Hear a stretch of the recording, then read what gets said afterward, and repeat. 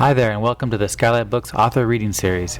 You can find out about this and all of our other author events at skylightbooks.com, where you can also browse our inventory as well as order books online. You can also follow us on Twitter or even be our friend at Facebook. If you would like to talk to a real person, we can be reached at 323-660-1175. Thanks for listening and enjoy. I'm going to bring on Steve Erickson, who's going to introduce the event, but we have to applaud Steve to get all these writers here at the same time in this room. So let's thank you, Steve.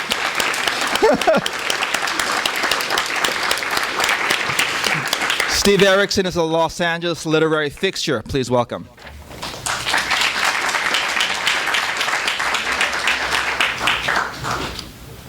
Well, I want to thank everybody for coming to this event for Black Clock magazine. Since the first issue about 7 years ago now, we've liked to think. I've sort of been berated by my staff for never producing a mission statement as such for the magazine. But if we had a mission statement, we would like to think that this is a magazine that's not about concepts and packaging, but about visions and voices. And it's a magazine for writers. That was our intention from the beginning.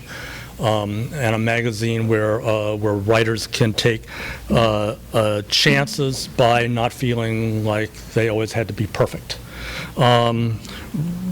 We've published work over the last 13 issues that's been anthologized in Best of the Year collections, that's been in O. Henry collections, pushcart prizes, in the case of two excerpted novels, a couple of National Book Awards.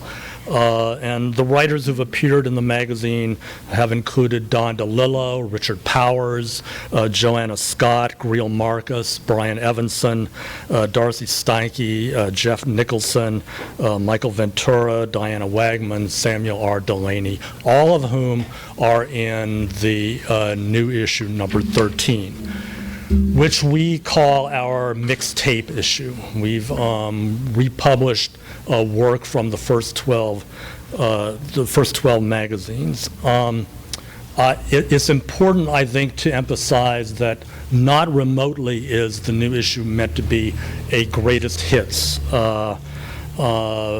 because rather we wanted a magazine that we felt would reflect, or we wanted an issue that we felt would reflect what the magazine has been so far, and that's a mix of renowned voices and more new voices.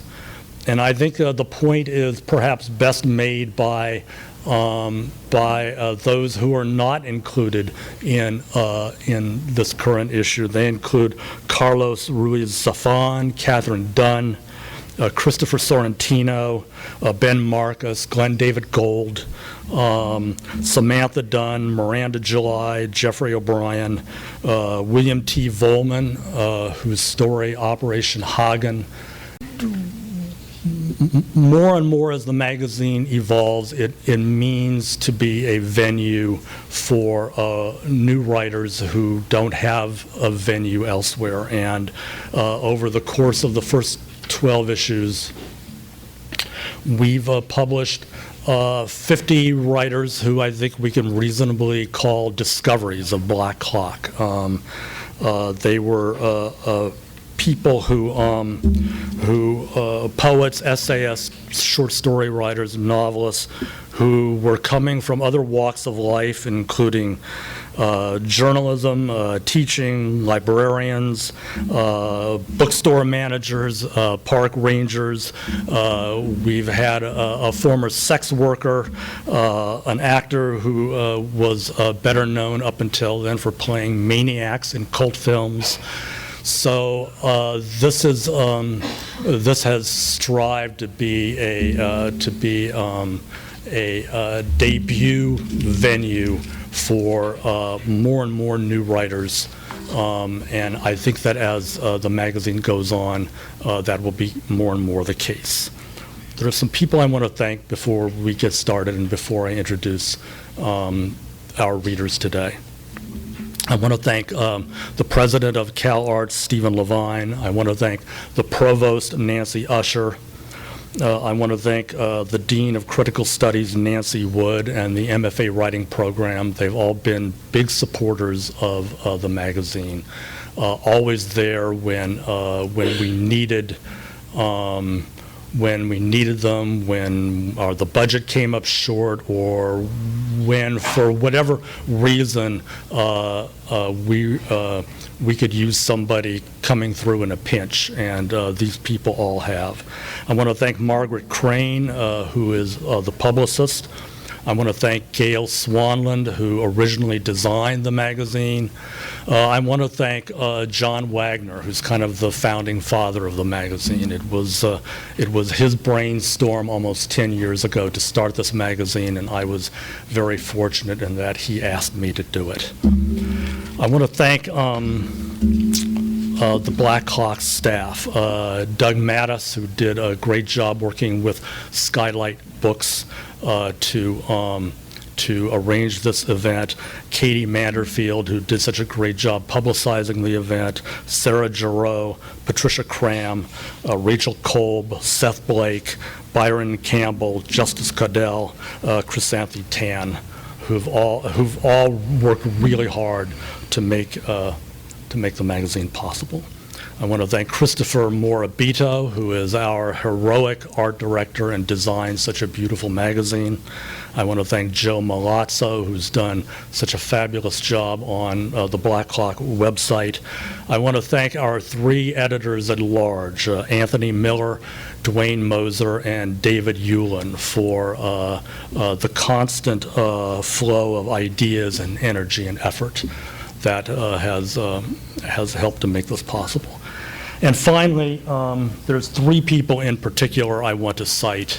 They are Michael Simmering, Kyung Kim, and Bruce Bauman.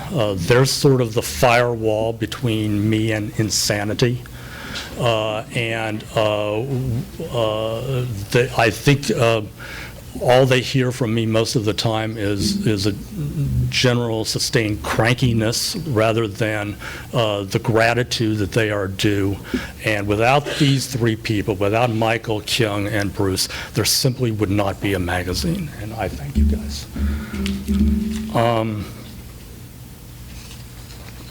The 5 writers who are reading today from Black Hawk have appeared in the magazine a total of 22 times. So I think that's indicative of the extent to which they to which they've contributed to the identity of what this magazine has become. Our first reader is Janet Fitch. Janet is the author of such acclaimed novels as Painted Black and White Oleander, which was a selection of the Oprah Book Club. Her 4th novel will be published next year. And the Chicago Sun-Times wrote about her, in dysfunctional family narratives, Fitch is to fiction what Eugene O'Neill is to drama. The Publishers Weekly said she writes with prose that penetrates the inner life with immediacy and bite. And the Los Angeles Times Book Review has called her an artist of the very highest order. Janet Fitch.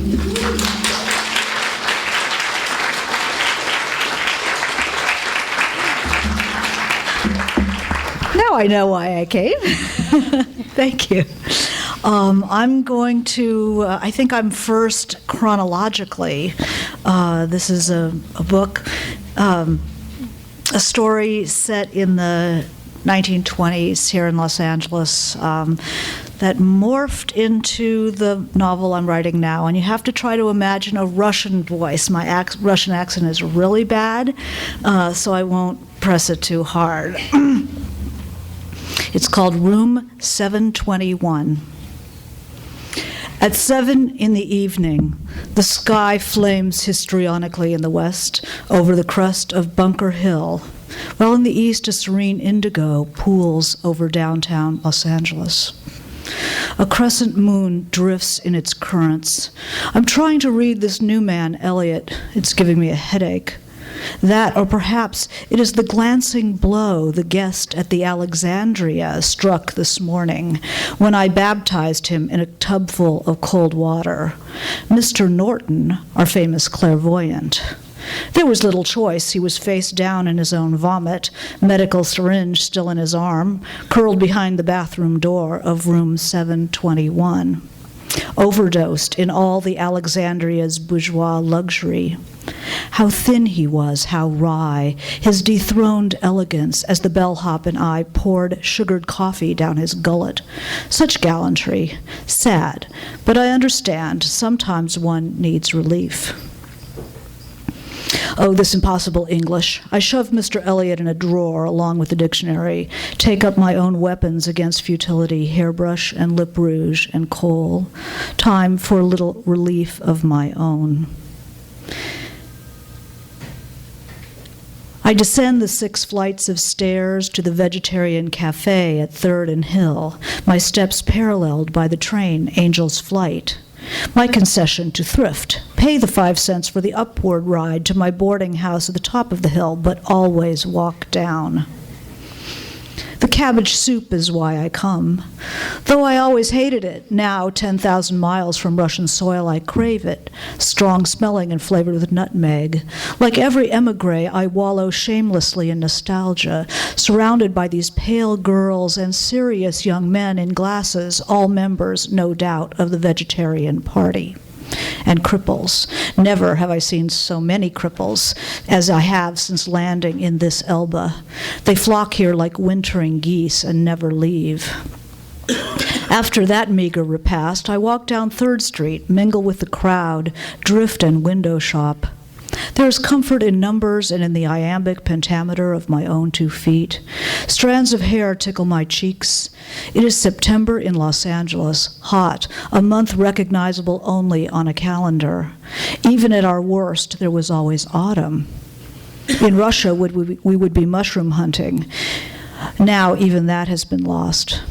Along Broadway, the windows of the department stores display merchandise rich enough to make me weep, thinking of shoes I made from a carpet, Sidioja's turned coat, the coal oil we burned in the apartment on the Fontanka, a miracle we hadn't all been asphyxiated.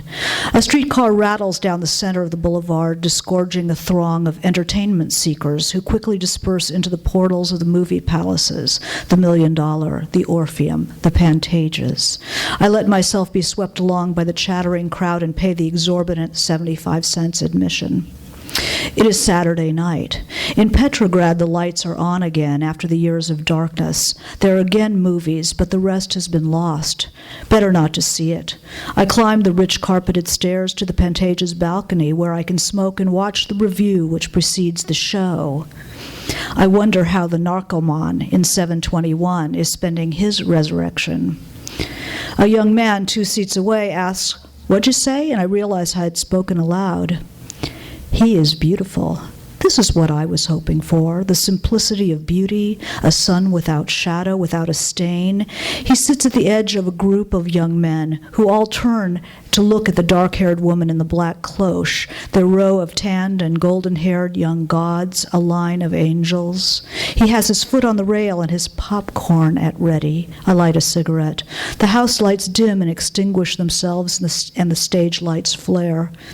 The review is eternal. Singers, a tango couple, and then the inevitable line of girls, the precision dance.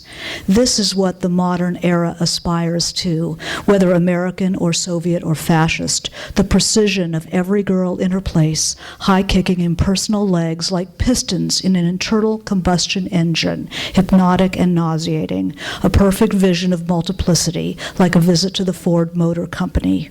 Modern man loves nothing more than an assembly line. The man sings to a line of girls and they sway, a ripple of pink flesh. Hi.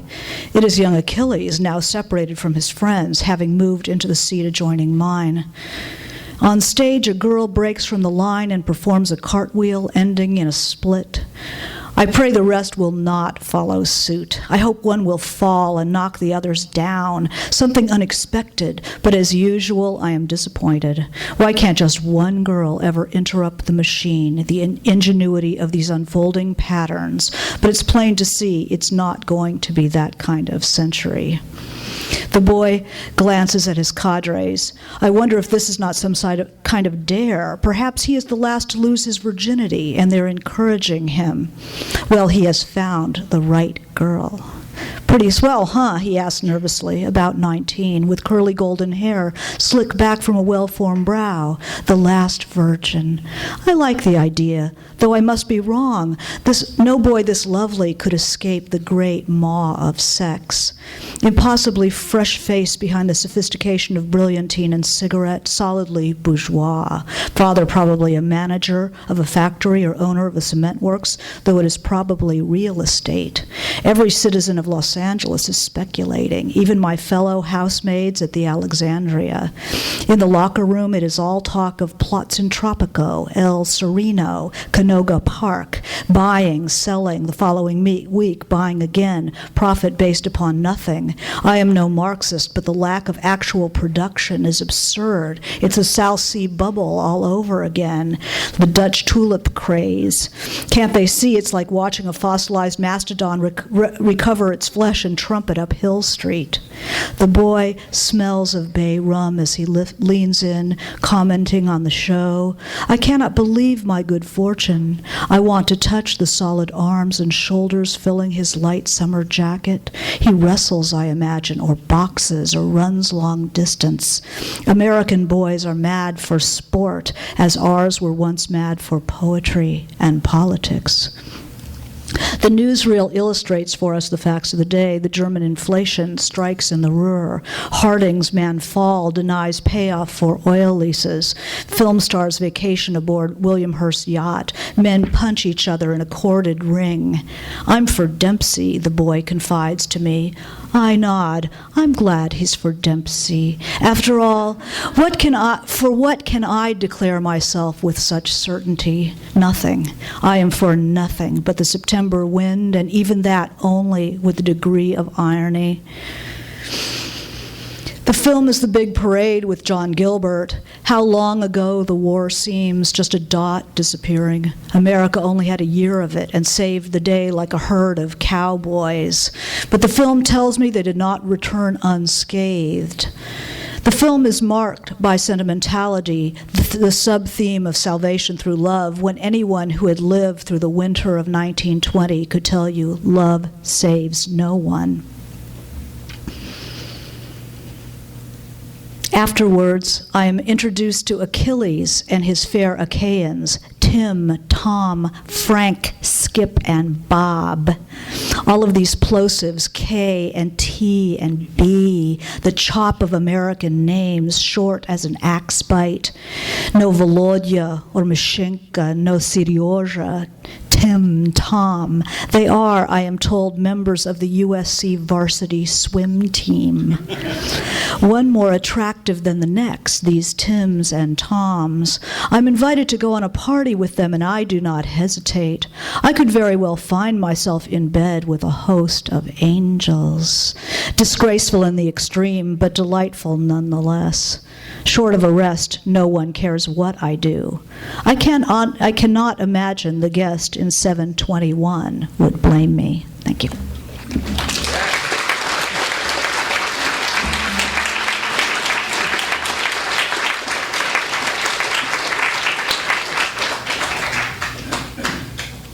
Thanks very much, Janet.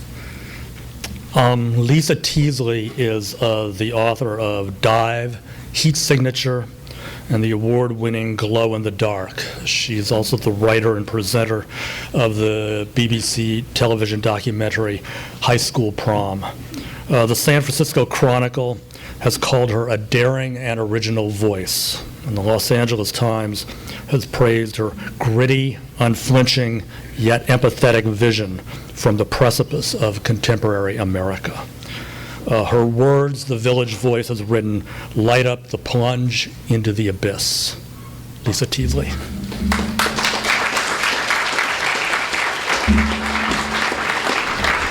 Thank you, Steve. I'm so honored to be here. Oh, thank you. How does that sound? Good? Okay.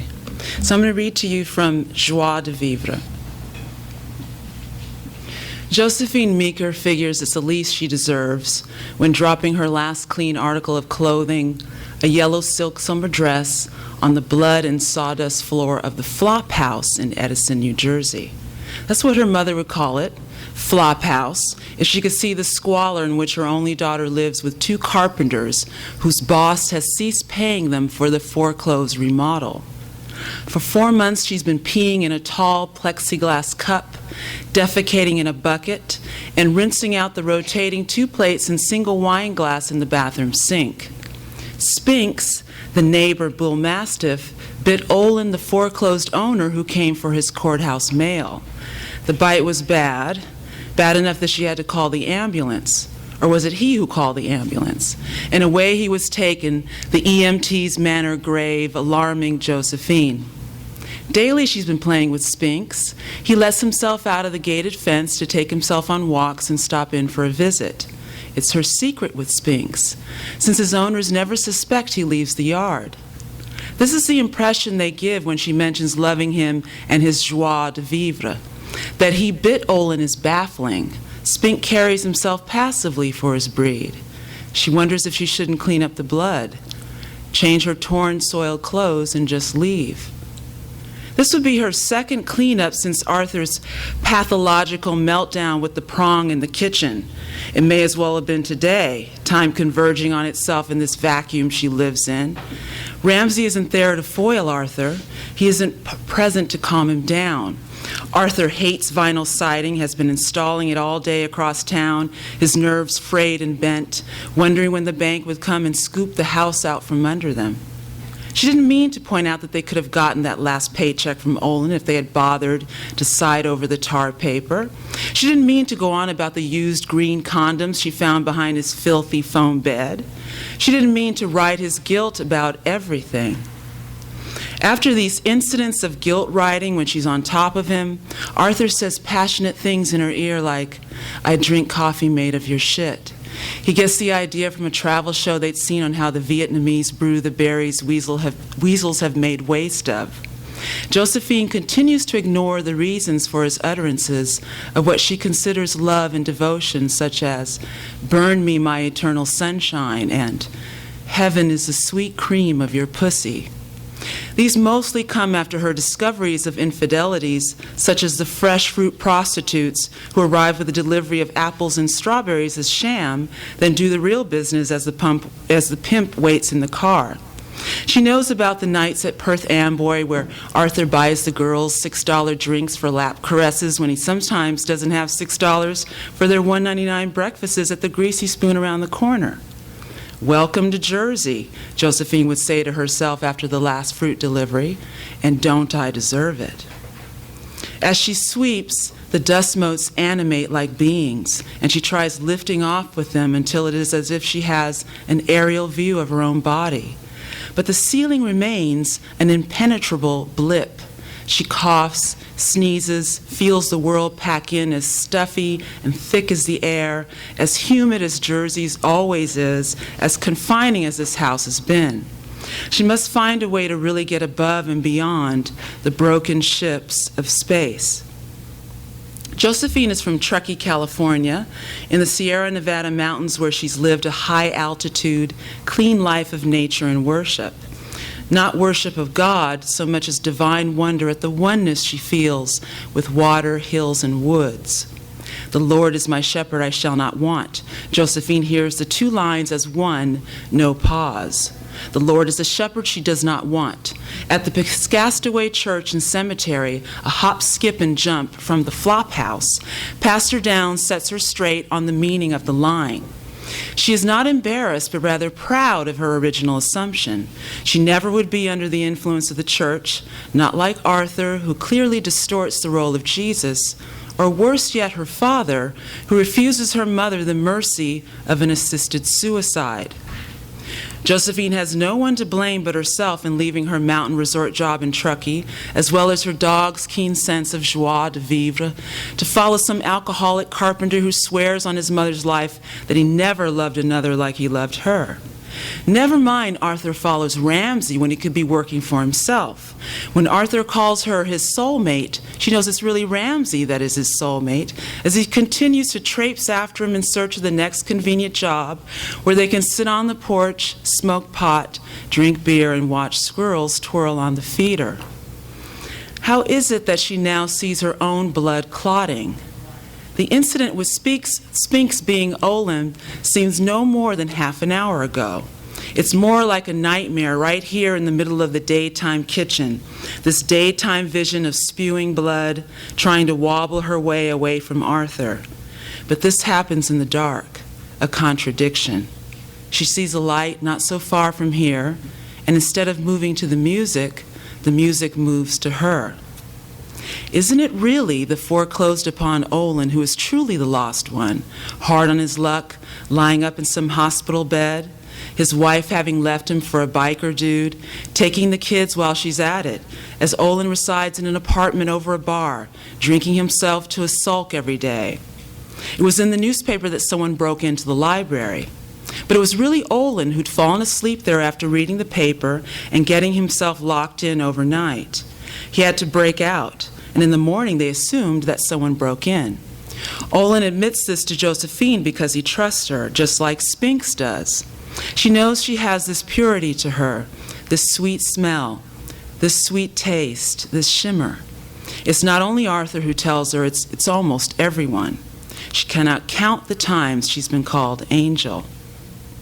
Sawdust collects in her nose, but it does not seem to move with the broom. It's a time warp, a time bend she experiences with every strand of straw between her fingers as she checks and rechecks them. The prick, the stiff that must be at the end of each straw, leaves a nothing kind of feeling. The pads of her fingers are numb. Arthur, she calls, now hearing him at the front door. Finally he is here.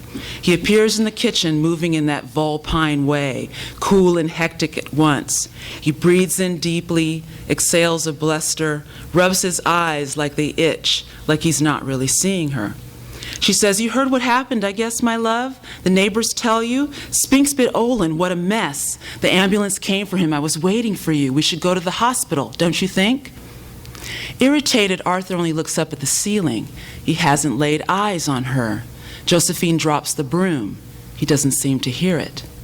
"It's not my fault, you know. I love that dog.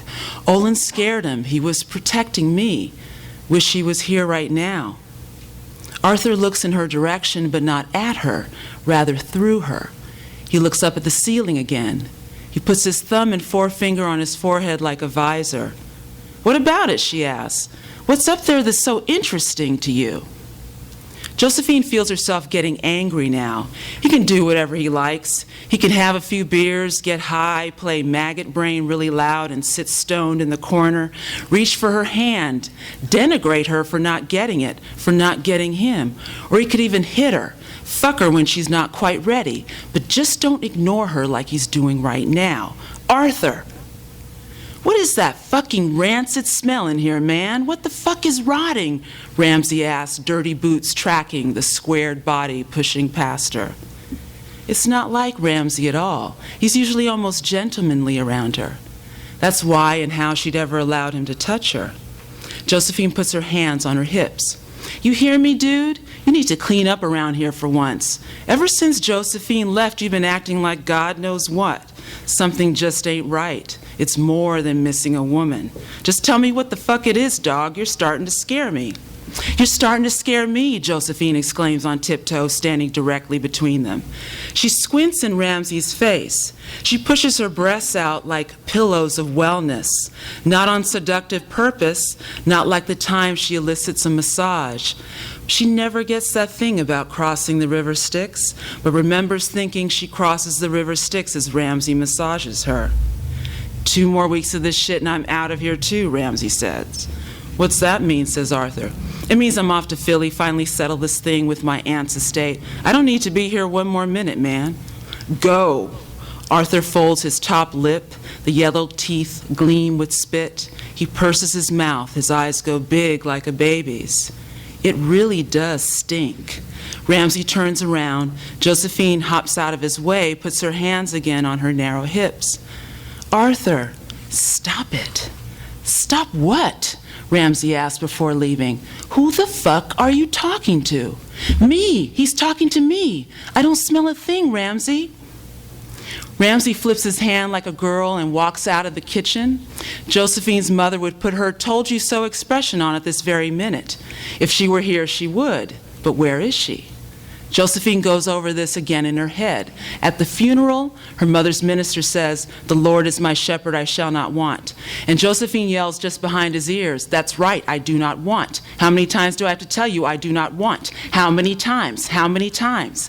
After Josephine helps her mother get to heaven, she thinks she would be rid of that hovering, hyperbolic image, that "told you so" expression, the disappointment, that eternal waiting on Josephine to get it right. I'll stop right there. Thank you.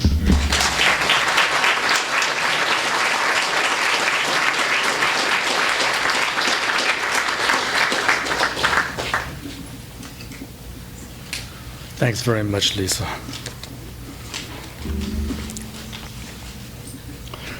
Jonathan Lethem is the author of Motherless Brooklyn, The Fortress of Solitude, Chronic City, the forthcoming The Ecstasy of Influence. He's the recipient of a MacArthur Grant and the National Book Critics Circle Award. The New York Times Book Review has called his work astonishing, knowing, and exuberant, with beautiful drunken sentences that somehow manage to walk a straight line, while the Washington Post has called him brilliant, evocative, and engaging, one of the most elegant stylists in the country who's capable of spinning surreal scenes that are equal parts noir and comedy. I would add on a personal note that Jonathan is also afflicted with an almost congenital generosity, which is to say he finds it hard to say no, and I actually feel bad about this, but I get over that and ask him again anyway. Jonathan Lethem.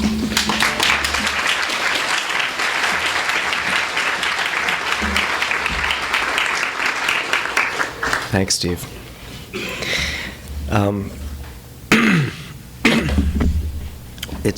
It's nice to see you all. The last time I stood here, we were reading from the same book. There was a person dressed as a kangaroo in the audience, so I just want to register my disappointment tonight. Partitioned from the majority of Los Angeles' kangaroos, who reclined in a gaggle under the tree shade on a tan, scrubby hill, ostracized instead in a concrete pit beneath the lip of the embankment which had given her her name, Shelf the Flyer sprawled in desultory glamour. Flyer is the real word for a female kangaroo. Shelf the Flyer sprawled in desultory glamour. Truthfully, she looked miserable, on her back displaying piebald stomach, one leg cocked to the sky in a forlorn show of submission to no one in particular, to her zoo fate. The pavement of her angled asylum was stained here and there with pissy or vomity streaks, the floor scattered with sun-bleached tatters of uneaten salad. Lucinda, gripping the Polaroid camera, tilted her body as far as she could over the rim of the enclosure and snapped Shelf's portrait. The camera obediently chugged out its product. Lucinda unsheathed the pregnant black square and began wagging it in the dry air. "I can't get that song out of my head," said Denise. I should have said at the beginning. These are two women walking through the LA Zoo talking about the band they're in, which they think is just broken through the ceiling of its potential. "I can't get that song out of my head," said Denise. "What song?" "You know, Monster Eyes." "What about it?" "I don't know, the tune, the riff, the words, whole thing. Bedouin's gotten sicker, I mean mentally, but more of an incredible genius, too." "Yeah," Lucinda admitted, "it's really good." The zoo was a maze of circular trails disordered by construction, paths barred by scaffolding, displays shielded with plywood. The visible animals seemed to stand off-kilter on their outcroppings, their portion of raw, scraped land disguised as a place. A ram with an erection tiptoed the sculpted ridge of an artificial mountaintop, pacing an ewe who darted on the flip side of their finite mental kingdom. Monkeys dripped from a distant palm, more fruit than creature, refusing to dance. A coyote exasperated the limit of his cage, end to end, sniffing distance from hills he might have known. Turtles pedaled in dust, twitching stones. Big-headed hogs rustled under a shed's cover. The zoo was an abrasion where Los Angeles' arid skeleton knuckled into evidence. Lucinda pocketed her snapshot and they walked, searching for the smaller birds and lizards, the depressed little poems veiled in foliage. The band's horoscope today said, "A new venture or long-range goal will be given a shot of confidence," said Denise. I think it meant the new song. The band's horoscope? I read it every week. The band was born on February 16th. We might be more fetal at this point, said Lucinda. We need to play a gig. And a name. We need a name. We need more good songs, said Denise. We have some good songs, said Lucinda. Hell is for Buildings sounded really great last night. We need more. And Canary in a Coke Machine needs a better ending. Also, Bedouin needs to learn to stand up while he plays. He can't sit when we're on stage. Maybe we could get him a really high chair. That would be weird. Maybe we'll get a gig at Silver Lake Lounge or Detour. Or maybe Spaceland. Why not just go straight to Spaceland and then somebody will see us and we'll get signed? Maybe you could write new lyrics to Sarah Valentine, mused Denise. Maybe the problem is the lyrics. Who is Sarah Valentine anyway? It's sort of a cursed song. I think Bedouin went out with a Sarah for about 5 minutes. I didn't realize Bedouin could shake hands with a woman in 5 minutes. I thought he'd be more the pining, unspoken for years type. I always assumed Sarah was someone who didn't even know there was a song about her. Matthew looks good, though, said Denise. He's getting more like a real lead singer. What do you mean, said Lucinda, like a real singer? You know, said Denise, just much sexier and more relaxed, the way he stands at the microphone with his toes pointed together and slurs the words, like he just thought them up and can barely be bothered to pronounce the consonants. Like how he sang the new song. You know what I'm talking about. Lucinda didn't speak, finding themselves panting from their ascent to the monkey terraces and from the band talk. All their feverish notions, they quit walking, parked in front of a lemur with cartoon hobo eyes. They turned to each other with flushed cheeks. Do you think Matthew is happy in the band? Said Denise. I think he's depressed, said Lucinda. She tried to dispel her irritation at the word she'd failed to pretend she hadn't heard. Sexier than, for instance, what? I think his life is practically falling apart, she said. Really? Said Denise. He seemed okay to me. He's terrible. Do you think he'll leave the band? Never, said Lucinda. It's all he has. What about you? I love the band, said Lucinda. The band is perfect. Quit worrying about the band. It's even better now that he and I have broken up. Really, I think a lot of the great rock and roll bands are founded in breakups. Love triangles, love-hate situations. The band couldn't be better. Lucinda silenced herself in disgust. She took Denise's arm, tugged the smaller woman to her so they stood hip to hip. They stepped in tandem, feeling an alliance beyond the grasp of language. The girls in the nameless band, the rhythm section. They turned their back on the dewy, moonish lemur, the implacable smudge of life on its steel perch in the leaves. Let's go back and see that mountain goat with his crazy red penis. Maybe he'll catch the female goat and fuck her.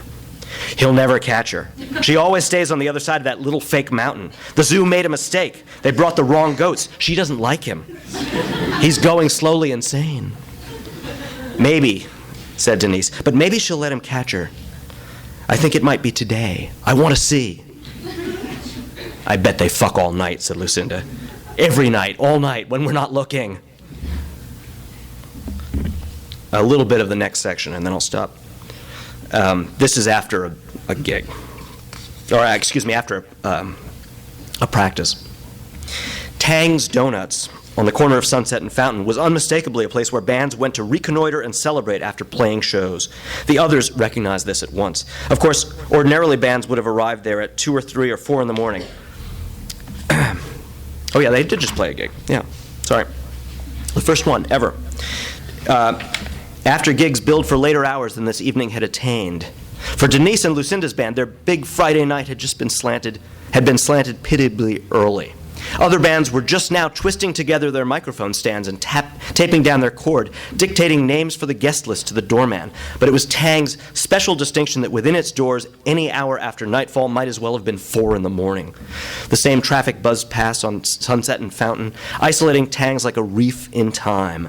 The same elderly chess opponents in the same vintage suits nudged pawns across squares at the same booths under the same clicking, humming fluorescent fixtures, ignoring the traffic at Tang's counter as they'd ignore it at any later hour, as though installed there by some miraculous, time-traveling hand that had plucked them out of a coffee house in 1930s Vienna, or from a Shanghai opium den full of mahjong players. The same trays of cold, congealed muffins lay untouched and unloved in rows within the fingerprint-layered lead glass cases, while Tang's customers queued for the same piping hot buttermilk donuts, not torus-shaped, but rather formed in irregular clumps, merely flash-fried dough with a browned, horny crust, which gave way to peachy yellow fluff inside, too hot to eat if your timing was lucky and you badgered the drowsy, indifferent counterman to serve you from the cooling racks in the kitchen behind him. The band's members were lucky tonight, and as they crowded at their booth, they juggled steaming buttermilk dough fragments between their fingers and lips, gobbling them when they could stand to. Here, after all, was why you wanted to be on stage, play a triumphant gig, in order to eat Tang's buttermilk donuts afterward. True, you could come here after merely seeing a live show. They'd each done that. So perhaps you sought glory in order not only to sit at Tang's, but to feel you deserved to, and be certain that later others would ask what the band had done after the gig, and the answer would be, Tang's. Thanks.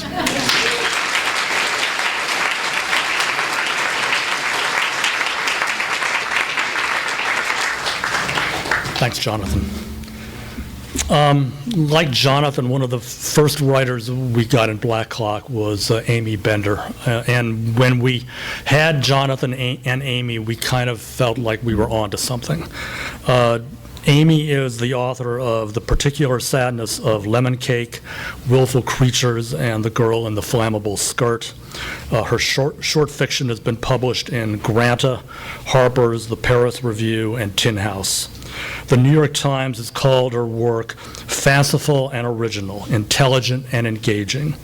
And the Washington Post has said of it, new, exciting, harsh, rugged, and unyielding. Every sentence is a fresh surprise. And one has to admire the Detroit Free Press has written Bender's originality and her ability to produce stories that make one grateful for being ordinary. Aimee Bender.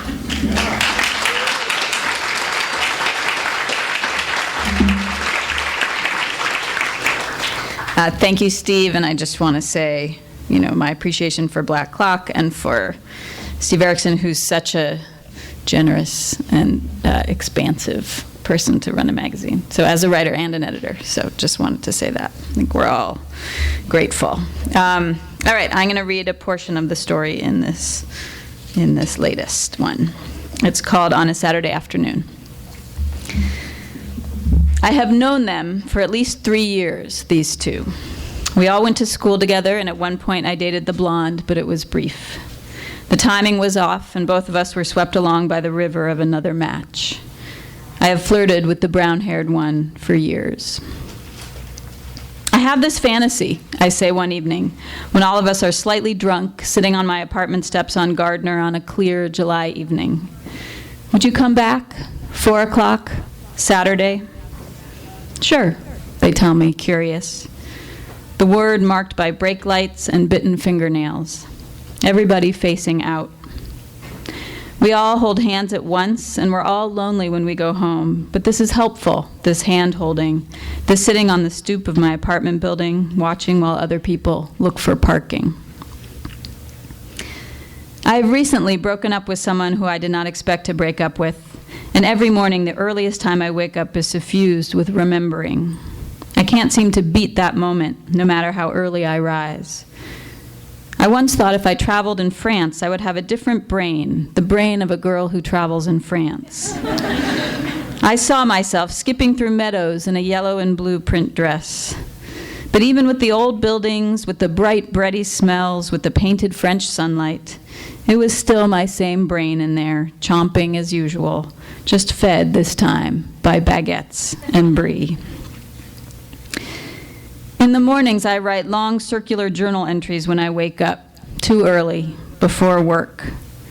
But even though I'm making steady proclamations about who I'll go for next and why and how it will all be different, it is brutal to imagine the idea of meeting a new person, going through the same routine, saying the same phrases I have now said many times, the big statements, the grand revelations about my childhood and character, the cautious revealings of insecurities.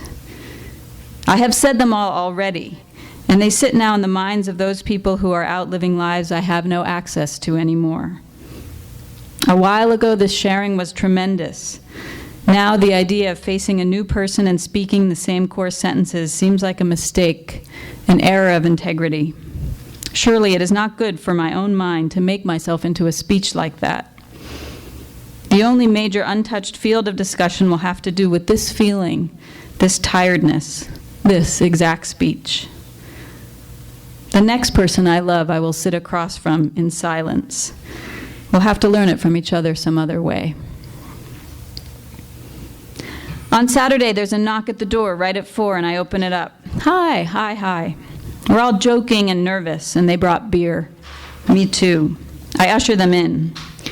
My apartment sometimes reminds people of a warehouse. The space is high and elongated and feels empty. The living room is a stripe. It's too narrow to watch TV in, so I put the furniture on a diagonal. They both look great, thriving, out of control.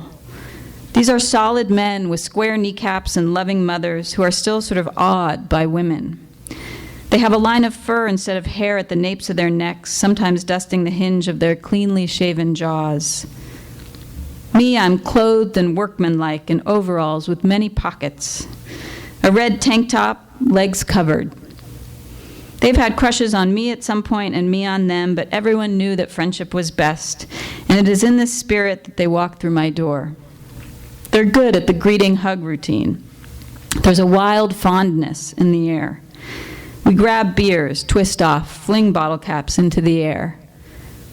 They're friends with each other, too. Sometimes they play soccer together. They said they would do what I asked them to. That's the agreement. It's a 4 o'clock afternoon, and the July sun is lazy and inviting, and it's a second-floor apartment, so it's always a little warm from the rising heat. And here are these two men I've captured inside my house wearing worn white T-shirts. One of them has a stain right in the middle from the peach cobbler he ate at lunch, left over from the potluck he went to Friday night at Janet's. He is the type everyone gives their leftovers to at the end of the party because they know he will eat them, and he does. Somehow this makes me proud. Whenever these two walk down hallways or through crosswalks in their tall boyishness, I feel a surge of pride that is faintly motherly and also not. I want to fuck and birth them at the same time. Today they have another beer, me too. We joke around. We play bottle cap hockey. I serve cookies on a chipped green plate. They eat them fast. They have sweet tooths, they say. One prefers the chocolate chip, the other enjoys the texture of oatmeal.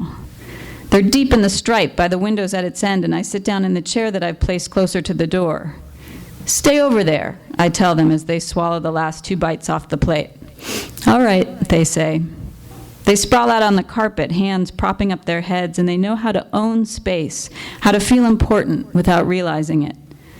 They have never questioned their right to be alive. It is born in them and obvious. One is wearing shorts and has blonde hair all over his knees, like poured milk from a glass bottle. Okay, I say after the 3rd beer is finished. I bring out tequila. I give us each 2 shots. Down, down, down. Then, just touch hands, I say.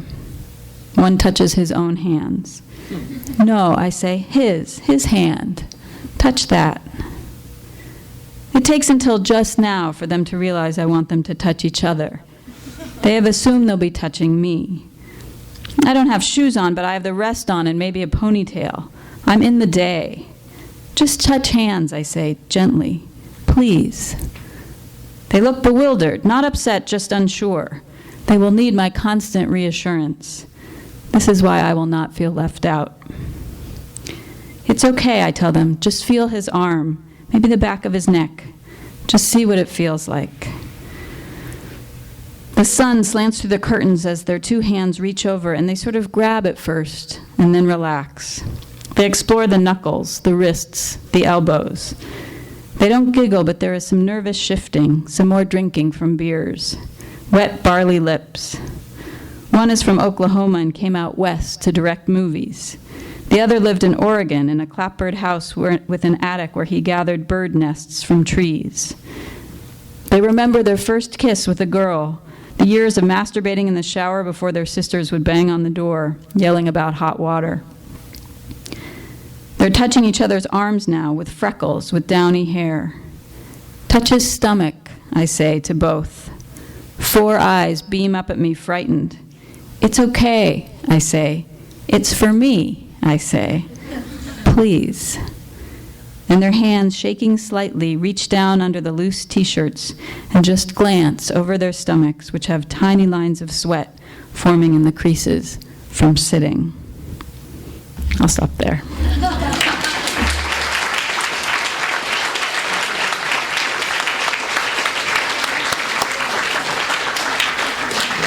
Thank you, Aimee. Our last reader tonight is Susan Straight. The Los Angeles Times has said that Susan writes about Paloma the way F. Scott Fitzgerald wrote about Long Island. She's the author of, among other books, High Wire Moon, A Million Nightingales, and last year's Take One Candle, Light a Room. She's received the Lannan Literary Award and has been a finalist for the National Book Award. She turns headlines into poetry, says the New York Times Book Review.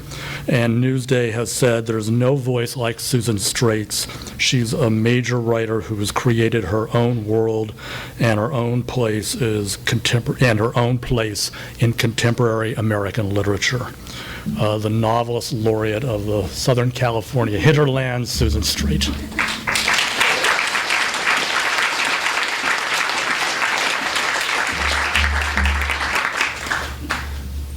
Dang, that's a lot of people. I thought there was just this many people. I really wanted to say thanks to Steve as well. When I got that very first issue of Black Clock, I was like, I want to be in here. And I remember that story so vividly, Aimee's story. I remember everybody's stories. I wanted to be in Black Clock really badly, and I was trying to figure out how to do it. So I actually tried to find Bruce Bowman's email, but I couldn't. And I was going to say, please let me in Black Clock. And then Steve, I met him somewhere, and I've written stories for Black Clock that I couldn't have written anywhere else. In fact, I'm really grateful because I've been working for 8 years on this series of stories about a murdered prostitute who is the most beautiful woman in this whole community. And the 4 stories that I've written about her that I care about the most, I wrote for Steve for Black Clock. And I didn't know really for sure who had killed her until I just wrote the last story, Alfonso. So I was really glad he was still taking stories. Otherwise, I would have been in trouble. All that came together for me, and I was able to write the novel. So I wouldn't have been able to write the last novel if not for Steve and for Bruce and everyone else. And also, thanks to the editors and art director and everyone. When it comes in the mail, I just spend the whole afternoon looking at it as soon as I'm done with work. The covers are always beautiful, and the inside illustrations are gorgeous, aren't they? Like, I'm always really proud to be in this magazine. It's very beautiful. And I'm not just saying that because I'm not good at lying because it's just too complicated. But there are covers that I take to my classes and I show them. They say, this is how lucky we are. I really want to check out Slate too. I think we're really lucky to have beautiful magazines like this in Southern California. So I'm going to read to you a little bit about Her Royal Highness, which is the dead woman. Can't believe I spent 8 years writing about a dead woman. My kids find it hilarious. So they're like, are you ever going to write about anybody else except for that dead chick? Like, maybe. So Glorette is the most beautiful woman, in the world. And she's this person I used to ride the bus with in South Central when I went to USC. And I used to ride the bus downtown to work. And I never spoke to her. But she was the most beautiful woman in the world. And so that's how she looks. So you'll have to imagine her. And this story's about her. When Sidney came out of the taqueria and headed down the alley, he saw Glorette Picard on her knees. Her back to a shopping cart parked near the fence, her face held up toward the shadows made by 2 wild tobacco trees that grew along the chain link. Sidney flattened himself against the wall, holding the bag of tacos like a school lunch, and waited for the sound of a man's voice. She must be on her knees waiting. The man would be against the fence, getting his money, or the drugs. Glorette had been sprung for years, living here on the west side, moving from apartment to apartment just ahead of the rent. Sidney had heard from Chess that Glorette and her best friend Sishia worked together, regular rounds near the laundroland now, because that's where one crew sold rock from the dryers. But he didn't hear anything except the back of his shirt rubbing against the stucco, loosening a few rough grains. Glorette's eyes were open. She was about 20 feet away. Her face was upturned, her lips parted like she was having trouble breathing, and her neck curved long and golden. Her neck. That made his nature rise. How the hell was he hearing his father's head in his head? Boy, when your nature rise, you gotta watch who you with. Sidney had never been with Glorette. Why was it always her neck he had wanted when they were young? Who kissed her neck now? None of the men along Palm Avenue who stopped in cars and trucks or brought her back here to the alley cared about her neck. Throat was inside the neck. Sidney had danced with her once in high school and let his lips brush down along the side of her neck as if it were an accident when he shifted, and she had shivered. But she was with Chess then, and after that she met a musician from Detroit, an older guy, and when he disappeared, she was 17 and pregnant. He stepped away from the wall, but she didn't turn her head. She was focused on the shadows. She didn't see him. Or she did, and she didn't care. Hey, it's me, Sidney Chabert. Remember? The alley lit up like heat lightning flashed, but it was June. It wouldn't rain for months in Rio Seco. The silver flashes were from a huge SUV coming down the other segment of the alley, behind the laundroland. The glare turned Glorette into a small, crouched figure behind the cart. Sidney slid around the corner of the taqueria. Those boys, the ones who sold the rock, they had a brand new navigator, the sound system pounding so hard the drum shock collected in his sternum. Spongy marrow inside the sternum. Sidney walked quickly around to the front doorway of the taqueria. Now his heart beat hard behind the sternum. Surgeons cracked open the sternum to get to the heart. Back when he worked at the hospital, he listened to the doctors in the hallways and the cafeteria, the neck and the throat. The first time he had thought of the difference, he was 19, brand new custodian, and the words floated all around his cart. Inflamed throat, broken neck. Tongue and brain. She didn't choose me. The taqueria's glass door was covered with hand-painted phrases. Tacos de lengua, tacos de cabeza. He didn't want to see the man in the alley, but he wanted to wait for her. He pushed open the door. Glorette was from Surat. It wasn't even a neighborhood like the West Side, not like Rio Seco. It was another world. One long dirt road that led to a small bridge over the canal, and then a narrow gravel road wound through tunnels of orange trees to 10 wooden bungalows. 2 men from Surat, Louisiana, Mr. Antoine and Mr. Picard, had come to California. They had 5 girls. All the girls in that neighborhood were beautiful, but no one looked like Glorette. He went inside the taqueria and sat at the table he had just vacated. His plastic container of hot sauce was still there, a straw. He had forgotten to leave her a straw that night, 5 years ago. He found her in the ER when he wheeled his cart past, collecting pre-dawn trash. Glorette peered at him from the bank of plastic chairs. "Ain't you?" Her huge amber eyes shimmered with fever, and she coughed so deep in her chest, it sounded like cellophane crackled behind her ribs. Her lungs must have been black from crack smoke and torn from coughing, Sidney thought. He had frozen there while she stared at him. Lungs didn't weigh much when the surgeon cut one out and left it in the medical waste bag, the red bag. She said to him, "Sidney, right? You graduated, huh? I missed the last 3 months.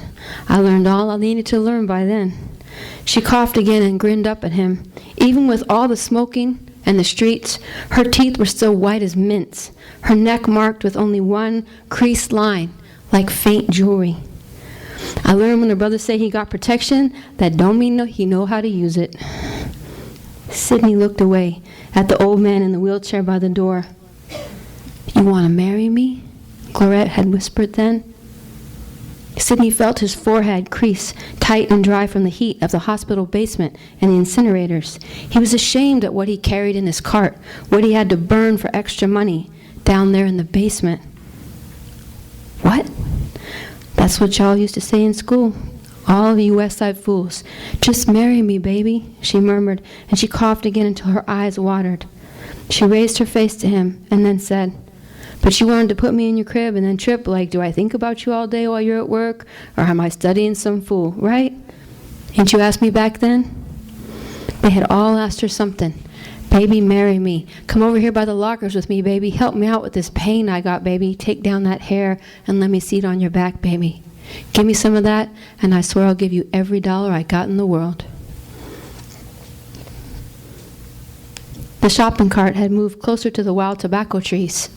Curled inside, when he went back from the taqueria's doorway, was a shape. Clarette was sleeping.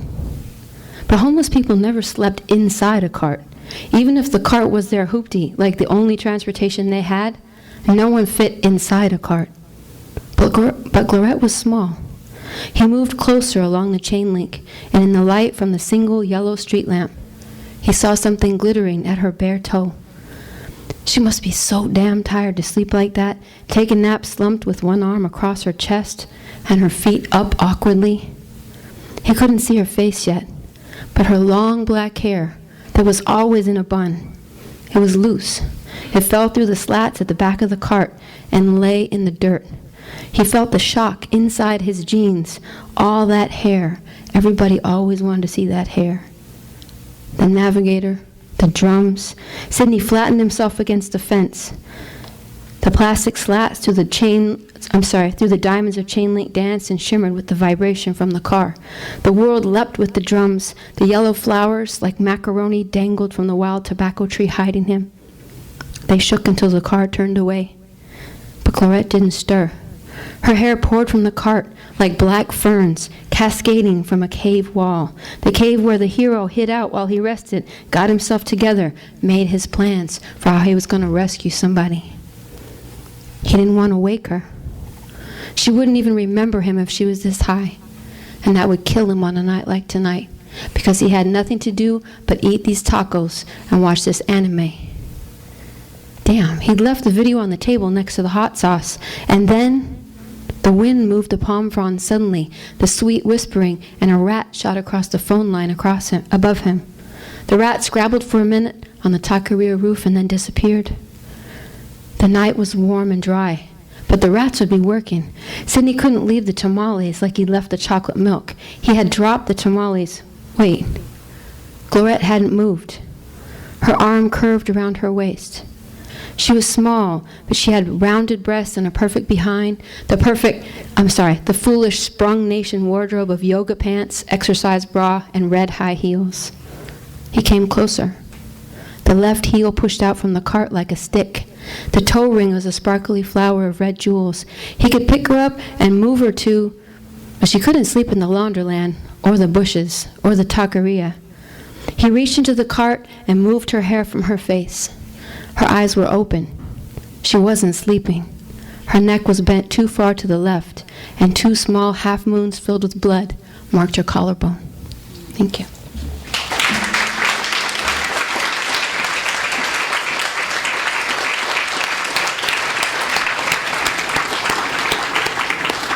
Thanks very much, Susan. I want to thank all of our writers today. I want to thank Skylight Books and all the guys who helped make this possible. The writers are going to, we're going to set something up here, and the writers will sign books and magazines and whatever else. And at the risk of sounding like a TV commercial at 2 a.m., if you buy a copy of Black Clock 13, you get a back issue for free. So that's our deal for today. And I hope to see you all in 6 months for Black Clock 14, which includes work by Joseph McElroy, Lynn Tillman, Rick Moody, and many others. So thank you for coming, everybody. Let's thank Steve Erickson, for all of that work,